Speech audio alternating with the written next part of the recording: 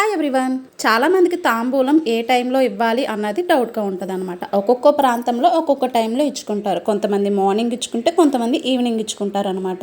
మాకైతే purely morning పూజ అయిన తర్వాత తాంబూలం ఇవ్వడం అనేది అలవాటు.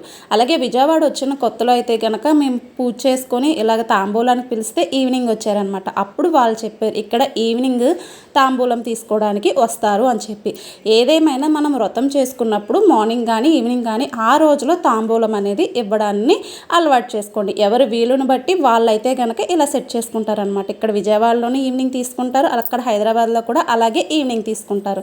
కానీ కొంతమందికి ఏంటంటే వాళ్ళు ఫాలో అయ్యే సెంటిమెంట్స్ని బట్టి మార్నింగే ఇచ్చుకోవాలి లేదంటే కనుక ఈవినింగే ఇచ్చుకోవాలి అనుకుంటారనమాట. అలాంటప్పుడు ఏం చేయాలి అంటే గుడికి వెళ్ళండి. మనం ఎన్నైనా తాంబూలాలు ఇచ్చుకోవాలి అని అనుకుంటున్నామో అవి తీసుకొని గుడికి వెళ్తే అక్కడ మీరు ఎంతమందికి ఇచ్చుకోవాలనుకుంటే అంతమందికి మార్నింగ్ కావాలంటే మార్నింగ్, ఈవినింగ్ కావాలంటే ఈవినింగ్ ఇచ్చుకోవచ్చు అనమాట.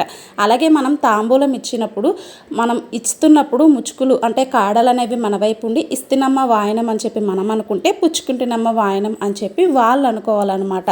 అలాగే తారతమ్యాలు లేకుండా తాంబూలాన్ని అయితే గనక ఇవ్వడానికి ప్రయత్నించండి. దేవుడి దగ్గర అందరూ ఒకటే కదా. ఇది నేను ఫాలో